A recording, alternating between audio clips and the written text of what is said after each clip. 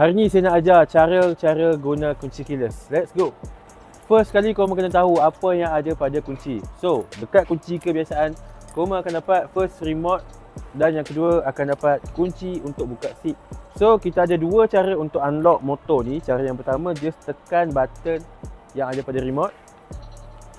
Macam ni. Dan cara yang kedua, korang just dekatkan remote pada motor. Dekatkan dan buka switch.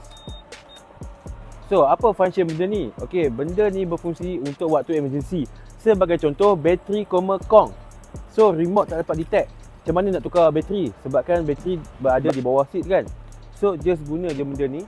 Okey, cara guna je senang saja. Mari dekat. Buka bahagian tepi ni. Tarik. Dan masukkan bintang ni pada tempat dia.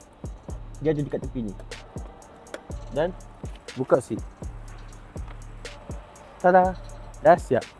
So, itu sahaja untuk pengenalan kunci keyless.